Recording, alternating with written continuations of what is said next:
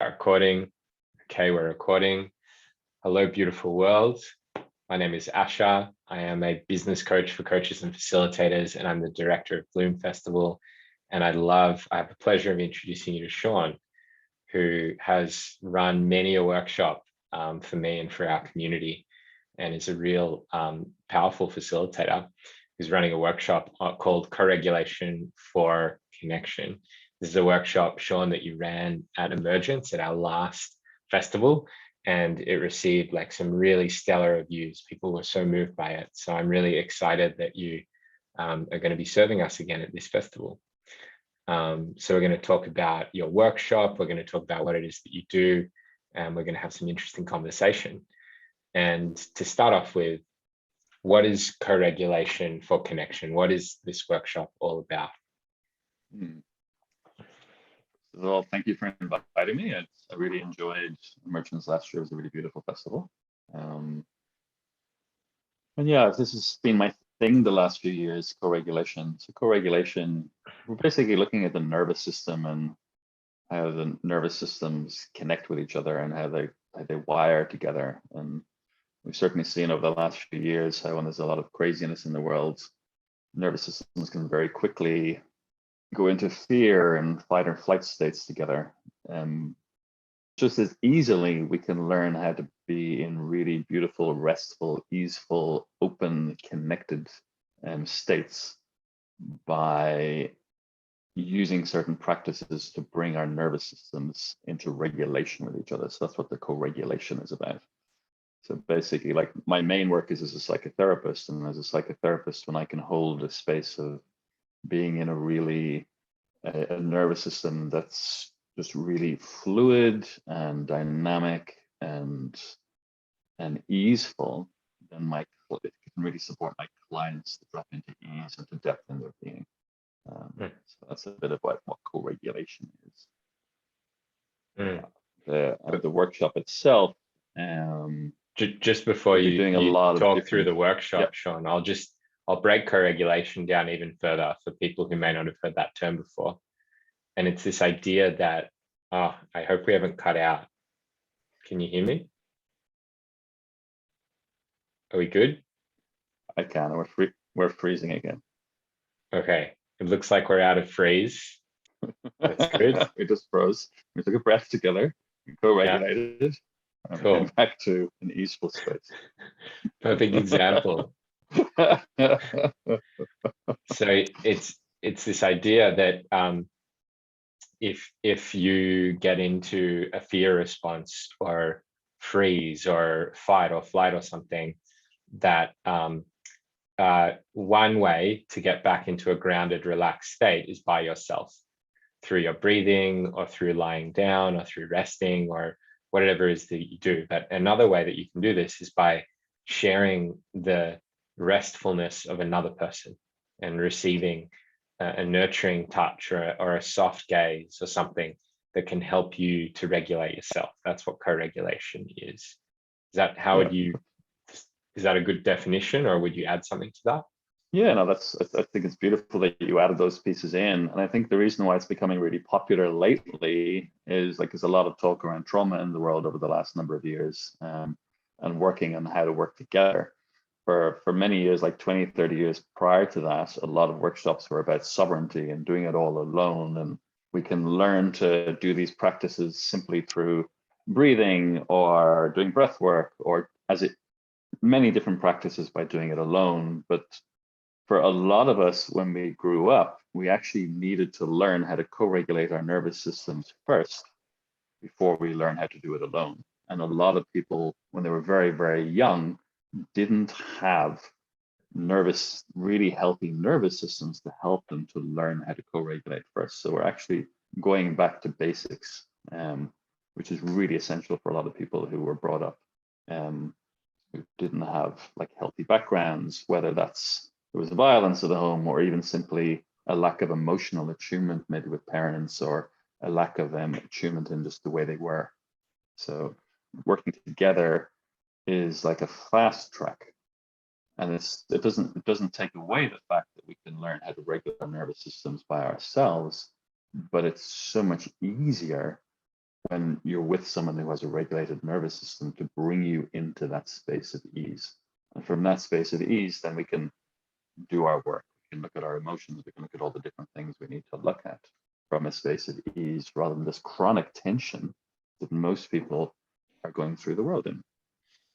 Yeah, that's so true. That's so true. And it's such a powerful learning pathway because it's so non-verbal.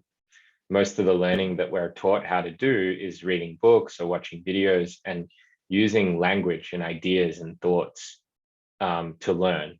But regulation it's all, a lot of it is you can describe it with words, but when you actually have someone in the space that you can feel doing it with you, it's like your body's learning in a much quicker non-verbal way. Like reading a book describing how to calm down has nowhere near the potency of, well, I mean, cognitive frameworks are helpful, but when you can actually, when someone puts a hand on your shoulder or starts to give you a back rub or breathes with you, it's like the body already knows what to do and it's just awakening those pathways. So it's like a deeply special learning tool. It's really powerful. And even just what you said, like someone placing a hand on your shoulder, like I just want to just share a moment. I was down in Lismore about 5 or 6 weeks ago, and it was like, I think week 8 of the 8 weeks I was working on the flood relief down there. And this beautiful Zen shiatsu practitioner, Brendy, came up to me and he was doing some sessions down there for the volunteers. And he looked at me and he said, "How are you?" And I was like, "Yeah, I'm okay." And then he looked at me again and he said, "Now, how are you?" And I was like, "I think I'm okay."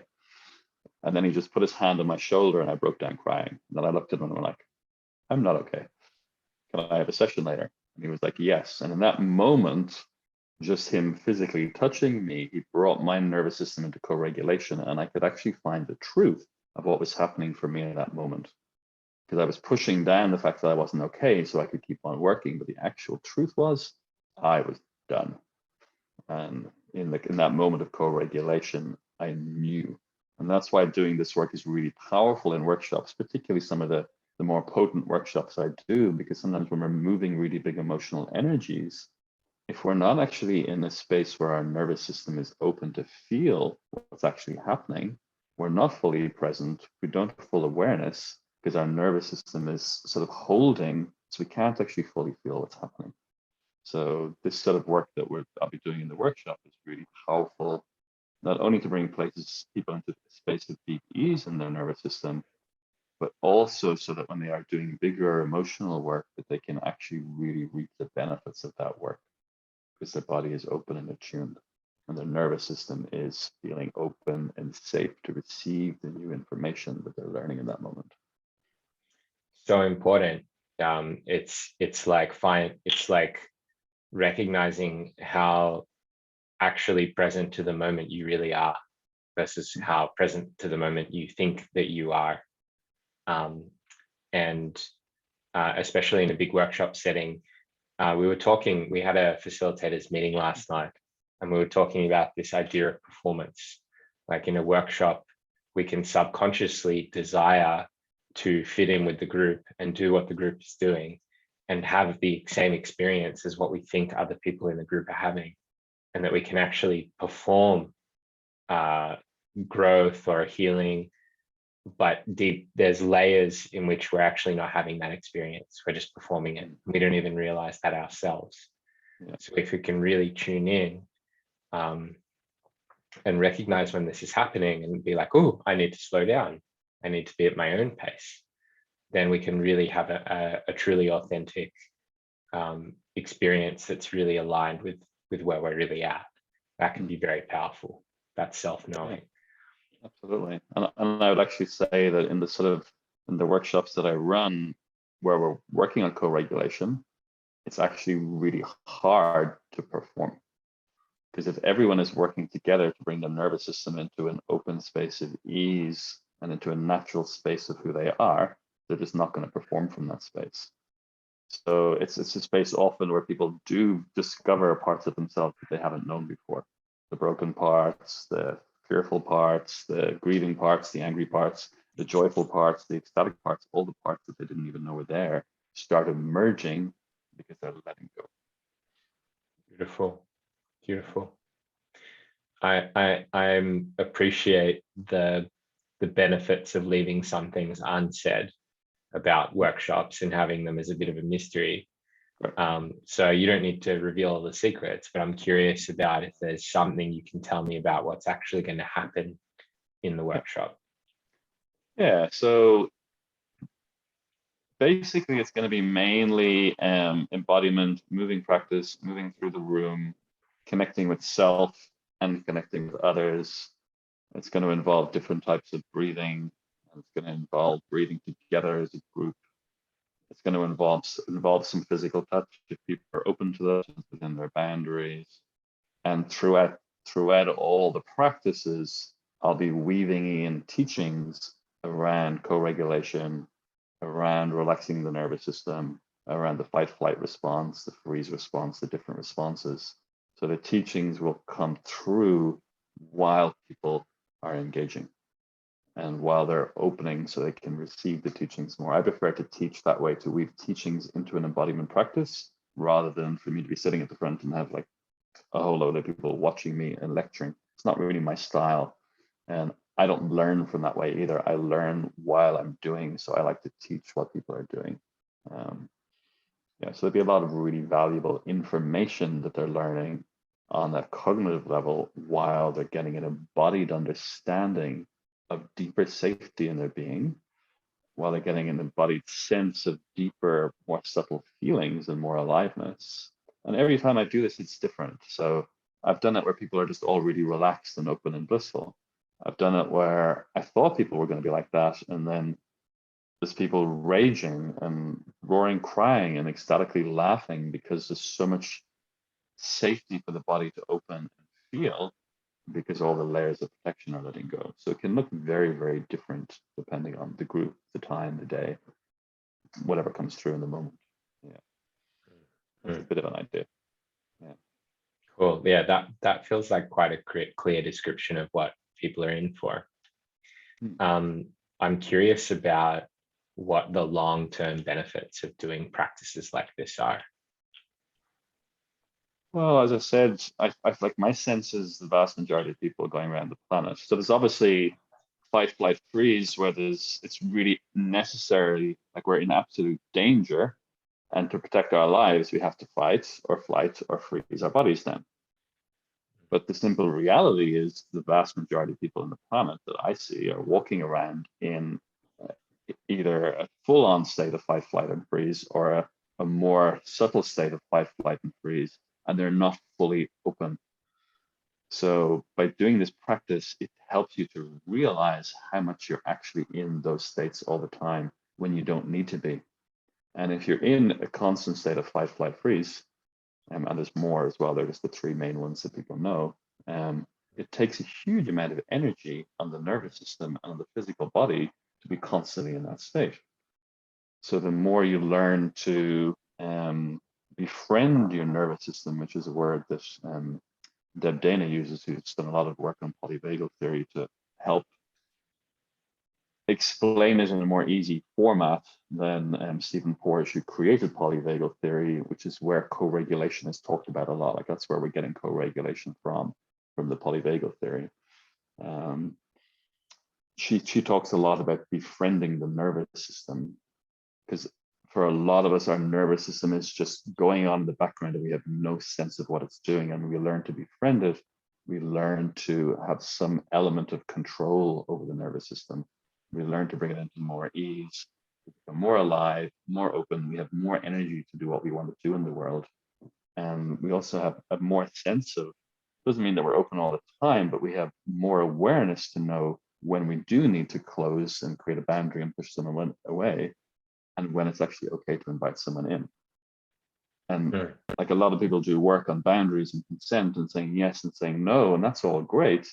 But if your nervous system isn't fully open, you can't fully feel what's happening all the time. So even a lot of that boundary work isn't as powerful until you've done a lot of the nervous system work first. So what we're doing is we're getting to the real root first in this workshop. And then the other work, which is amazing, can be more powerful when the nervous system is more open and fluid and moves fluidly, and we learn to respond to life rather than to react.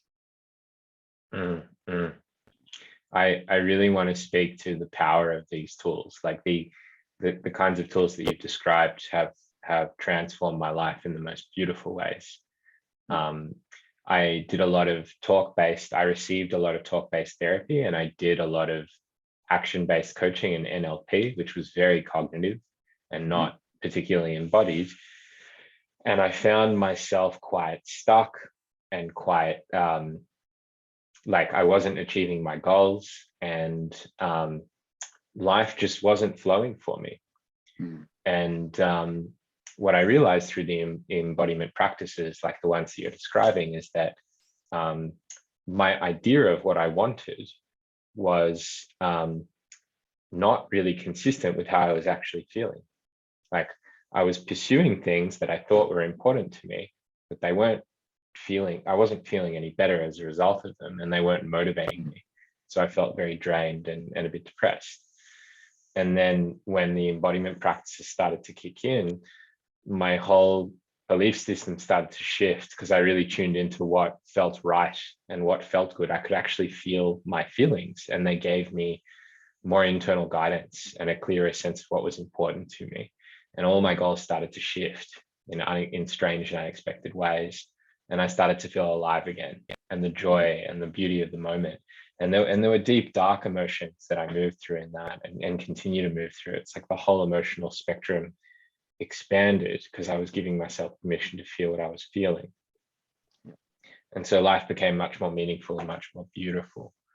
So yeah, I think it's easy, once we've been using these tools for decades, to take for granted just how powerful and exquisite the shift can be when we really learn them.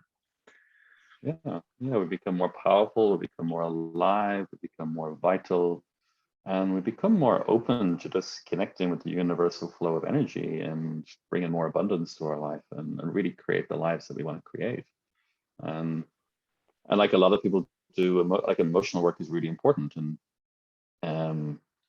But when we just do a lot of emotional work, when we haven't done the nervous system work first, we can actually overwhelm our nervous system.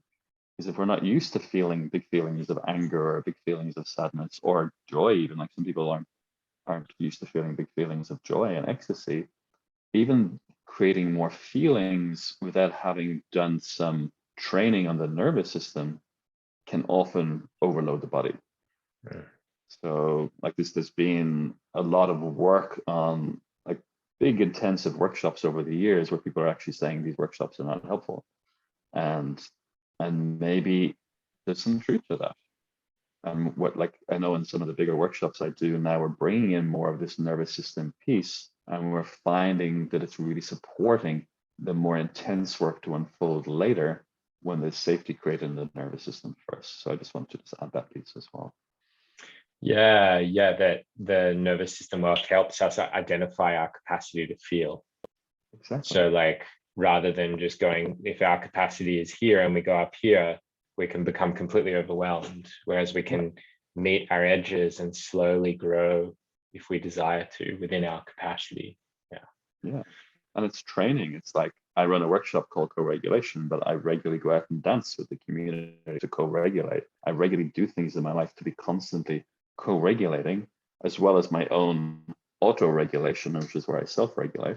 I do a lot of those practices. So I'm basically training my nervous system to become more fluid and more elastic and more expansive. In the same way a person would go to the gym regularly and train to become stronger or fitter, you need to do these practices on a regular basis. So coming to the workshop is going to be great. If you just do it once, it's going to be a nice experience. But if you're not going to continue the practice, it's not actually going to do that much, I'll be honest. You've got to keep doing this stuff over and over and over again. And I see these workshops as an opportunity to become inspired, to discover what's out there and the impact it can have, and then to feel inspired to establish a more regular personal practice. It's like an opening.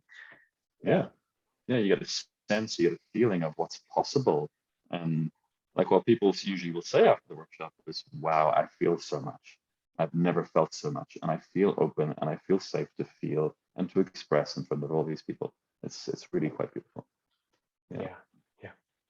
So I'm going to expand the conversation now to talk a little bit about the festival as a whole. And then I'm going to ask you about your experience at Emergence, because you were there and I saw how much you loved it. But before I go there, I will share that this festival is going to have 25 very talented embodiment facilitators. I think I calculated that there's over 150 years of embodiment facilitation experience among the facilitation community. And so you're going to have this big range of all different kinds of embodiment experiences, and you can really tune in with what you need and what's going to nourish you and what's going to excite you and what's going to help you grow and move in towards these facilitators that have been training in these things for decades, and talk with them. We're going to have feasts. You can sit with them at meals and talk and ask questions and really feel how these people feel for you. So this is a beautiful opportunity to really learn how to master the vehicle that you're in, this body that you're in, and master the dials and the steering wheel, so that when you show up for your life, you can show up as your biggest, best, most grounded and most inspired self. So that I'll just drop that there for people who desire to come. This is a really beautiful, mature growth opportunity. Plus, it's going to be a lot of fun. But back to you, Seán. What were your favorite parts of Emergence? I think what I love about it is it's got people who have incredible amounts of experience, like years and years and years of experience, right through to people who haven't done much work at all. And we all just come together and hang out. Like, yes, I'm running a workshop and I'm going to be attending lots of workshops, and I'm looking forward to attending lots of the workshops. Some facilitators might have 15, 20 years experience, and I'm going to love them, and some might have a couple of years experience, and I'm really curious to see what it is that they're offering as well. Like, it's just such a range of people and such a range of types of practices, that it's beautiful. And like, that's just the workshops. Apart from the workshops, just hanging out by the fire and eating together and delicious food, camping in a beautiful setting. It's a really lush setting. It's the same setting as Emergence, with the little stream and river. There's a river to swim in. It's going to be fucking cold, but it's beautiful. Just the whole setting is beautiful. I remember walking around the area, and I think I went up to where the safari tents were, and I was just like, wow, this is whole valley and vista I didn't even know existed before. It's just an epic place to be, and really beautiful, open, friendly people, and all the facilitators are amazing. And my only thing I was disappointed by was one of the workshops I really wanted to go to was the same time as mine, and I missed out that workshop. So hopefully, if he's coming this time, it'll be a different time. Which one was it? Simon Borg-Olivier. Yeah, he's not facilitating, but okay. Simon Thakur is facilitating, so you can get his. Please don't do mine and Simon Thakur, because I really want to meet Simon Thakur. Yeah, sure. I'll see what I can do. Beautiful. Okay. Thank you, Seán.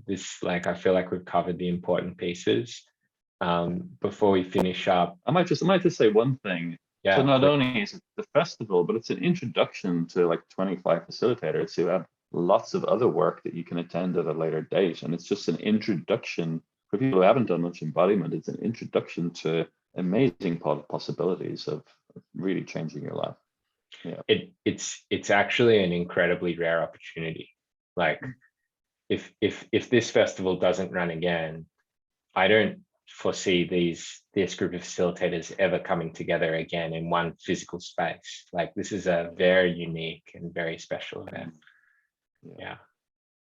Like, I really appreciate all the work it takes to put it on. It's great to be a part of it. Yeah.